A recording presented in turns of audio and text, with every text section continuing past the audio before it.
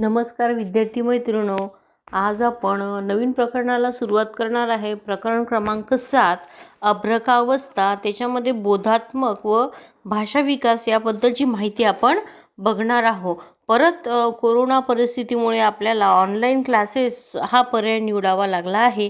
त्यामुळे तुम्ही राहिलेल्या अभ्यासक्रमाची व्हिडिओ बघून अभ्यास करायचा आहे. तसेच घटक चाचणीसुद्धा तुमची या काही दिवसामध्ये होणार आहे. त्याकरिता प्रकरण 1 ते 6 हे अभ्यासाचे आहे तुम्हाला, आणि त्यावरच मी ऑब्जेक्टिव्ह प्रश्न काढलेले आहे. परीक्षा तुमची ऑनलाईनच होईल. सर्वे हाटवर तुमचा पेपर तुम्हाला सोडवायचा आहे. ऑब्जेक्टिव्ह पद्धतीची परीक्षा असल्यामुळे डीपमध्ये तुम्हाला अभ्यास करायचा आहे. त्यामध्ये प्रकरण 1 ते 7पर्यंत सुद्धा येऊ शकते, म्हणून 7वं प्रकरणसुद्धा तुम्हाला अभ्यासायचं आहे. तर परत आपण एकदा प्रकरणाकडे वळूया. प्रकरण क्रमांक 7 अभ्रका अवस्था. तर अभ्रका अवस्थामध्ये सुरुवातीला तुम्हाला 2 चित्र दिसत आहे. एका चित्रामध्ये एक टेडी सोबत एक छोटं बाळ खेळताना दिसत आहे, आणि दुसऱ्या चित्रामध्ये एक बसलेलं बाळ जे आहे ते शब्दकोडी जे असतात त्यानुसार तुम्हाला तो एक चार्ट खेळताना तुम्हाला दिसत आहे. तर त्याला आपण हे असतो, तो एक बॉक्स असतो आणि त्याच्यामध्ये वेगवेगळ्या कलरचे बॉक्स असतात, आणि सगळ्या रंगाचे एका रंगामध्ये तुम्हाला ते चेक जे आहे ते चेक तिथे आणायचे असतात. म्हणजे तो जो खेळ आहे तो बुद्धीला अनुषंगून आहे हे आपल्याला ओळखू येत आहे.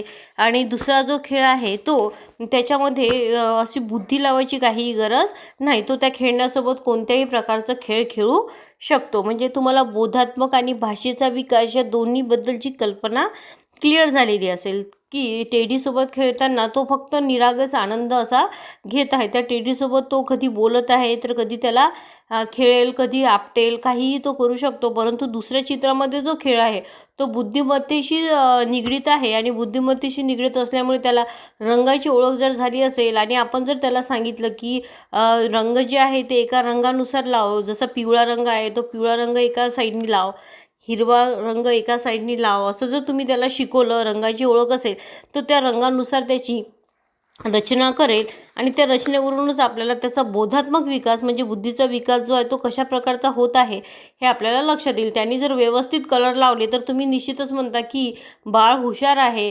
जर त्याला थोडंफार कन्फ्युजन झालं असेल तर तुम्ही त्याला समजावून सांगता, आणि समजल्यानंतर त्याला बऱ्याचशा गोष्टी समजलेल्या आपल्याला दिसून येते. त्याच्यामध्ये दर्पण नावाचे एक हे दिलेलं आहे. हे पुस्तक थोडंसं यामध्ये अक्षरं तुम्हाला दिसणार नाही, त्यामुळे तुमच्या पुस्तकामध्ये तुम्हाला ते बघायचं आहे की दर्पणमध्ये तुम्हाला एक प्रश्न विचारला आहे की तुमची कल्पनाशक्ती व विचारशक्ती वापरून खाली दिलेल्या वस्तूंचे वैशिष्ट्यपूर्ण उपयोग लिहा. जे खाली पुस्तकं तुम्हाला दिलेली आहे वैशिष्ट्यपूर्ण वर्तमानपत्र, पेन आणि दुपट्टा, तुम्ही जी उत्तरे लिहाल यातून वस्तूकडे तुम्ही कोणत्या दृष्टिकोनाने बघता, याविषयीचे विचार काय करता, तुमचे ज्ञान व अनुभव तुम्ही कसे वापरता हे निर्देशित करेल. आणि हीच तुमची बोधात्मक क्षमता होय. की त्यांनी असं सांगितलं आहे की तुम्हाला 3 वस्तू आम्ही देऊ, वर्तमानपत्र, पेन आणि दुपट्टा. तर प्रत्येक मुलगी जी आहे ती प्रत्येक मुलगी वेगवेगळे त्याचे उपयोग आपल्याला सांगेल. ते उपयोग तुम्हाला तिथे लिहायचे आहे, आणि प्रत्येकाची बुद्धिमत्ता कोणत्या प्रकारची आहे आपल्याला लक्षात येईल. कारण की सगळ्याच मुली सगळेच उपयोग जे आहे ते सारखे लिहिणार नाही. प्रत्येकीच्या डोक्यामध्ये वेगवेगळी कल्पना आपल्या आलेली दिसेल. तसंच मुलांनासुद्धा तुम्ही जर एखादी वस्तू दिली तर ती वस्तू कशी खेळायची हे त्यांच्यानुसार आपल्याला लक्षात येईल. त्याच्यानंतर बोधात्मक विकास म्हणजे काय याचं जी आहे ते व्याख्या त्यांनी आपल्याला इथे सांगितले आहे की अर्थ आणि महत्त्व. सर्वप्रथम ज्ञान प्राप्त करणे, ते टिकवणे आणि त्या ज्ञानाचे उपयोजन करणे अशी मानसिक कृतींना बोधात्मक क्रिया अशी सर्वसामान्य संज्ञा वापरली जाते. यामध्ये अध्ययन, संवेदन, स्मरण, विचार आणि संकल्पनांचा समावेश असतो, आणि या संकल्पनावर जैविक घटक, वातावरण, प्रायोगिकता, सामाजिक घटक आणि प्रेरणा अशा घटकांचा परिणाम होतो. तसेच त्याचा अर्थ आणि महत्त्व, मिनिंग अँड इम्पॉर्टन्स आपल्याला इथे सांगितलं. इंग्रजीमधले अक्षरं जे आहे ते तुम्हाला दिसतील, फक्त टायटल जे आहे ते टायटल थोडेसे कटलेले आपल्याला दिसत आहे. त्यामुळे पहिला आहे बोधात्मक विकास म्हणजे वाढ आणि बौद्धिक प्रक्रियामध्ये एक जाणारी अभिजातता म्हणजे संपन्नता होय.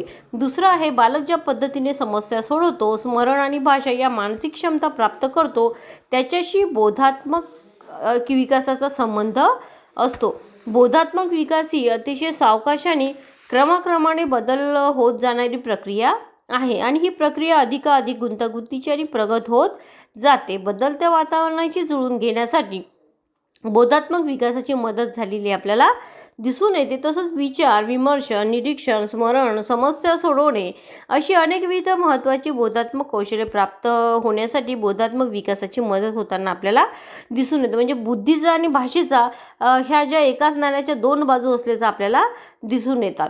त्यानुसार आपण या विकासांचा जो आहे तो अभ्यास करणार आहोत. तर दुसरं पार्ट जो आहे तो बोधात्मक विकासातील मानसिक प्रक्रिया हे आपल्याला सांगितलं आहे. पहिलं प्रक्रिया जी आहे ती संवेदन म्हणजे जे आहे प्रिस्क्रिप्शन हे त्यांनी आपल्याला सांगितलं की संवेदन जे आहे प्रिकॉप्शन पंचेंद्रियामुळे मिळालेल्या माहितीचा अन्वयार्थ काढण्याची क्रियाशील प्रक्रिया म्हणजेच संवेदन होय. आणि पंचेंद्रियामुळे सभोवताली घडणाऱ्या घटनांबद्दल आपल्याला त्याची जाणीव होते, जागरूकता येते. पंचेंद्रिये हा मिळवण्याचा अधिक जो आहे तो प्राथमिक अंदाज आहे.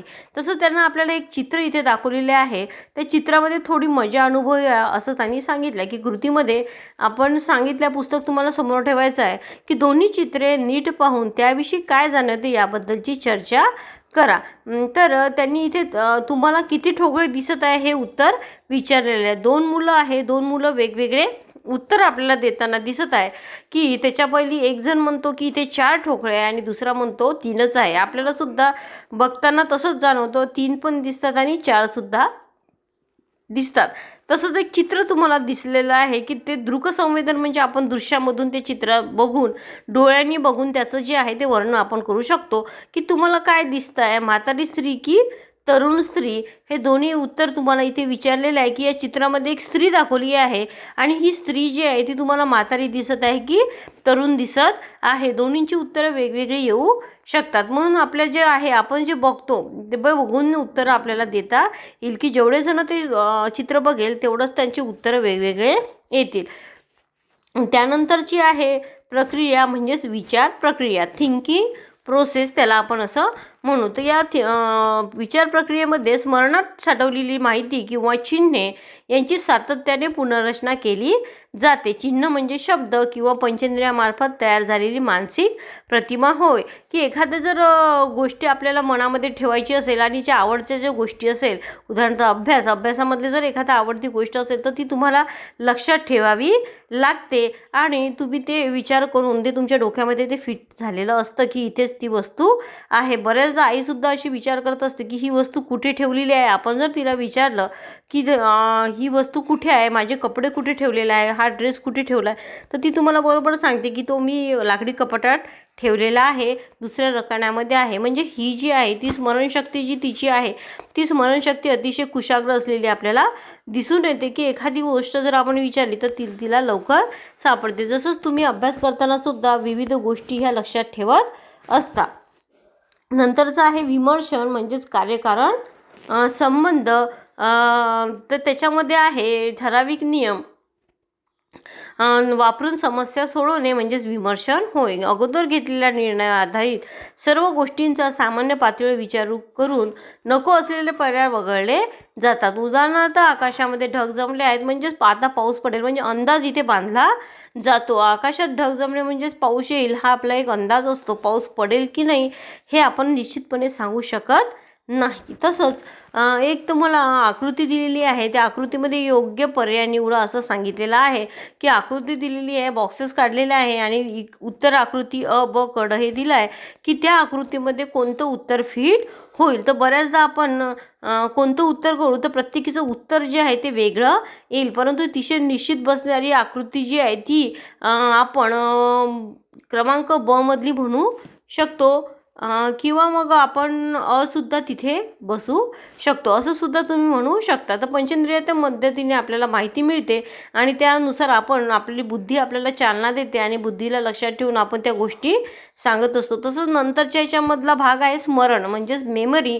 स्मरण म्हणजे लक्षात राहण्याची आपली क्षमता होय त्यामध्ये मेंदूचा वापर, बुद्धीचा वापर जास्त प्रमाणामध्ये केला जातो. 2 चित्र तुम्हाला दिसलेली आहे, फरक ओळखा असं सांगितलेलं आहे की या चित्रामध्ये किती फरक आहे आणि ते फरक तुम्हाला ओळखायचे आहे. उदाहरणार्थ वरच्या चित्रामध्ये मुलीजवळ खुळखुळा नाही आहे आणि खालच्या चित्रामध्ये त्या मुलीजवळ खुळखुळा आहे. जसं बेडशीट आहे तर पहिल्या चित्रामध्ये बेडशीटवर डिझाईन नाही आहे, परंतु दुसऱ्याच्या याच्यावर बेडशीटवर डिझाईन दिसते.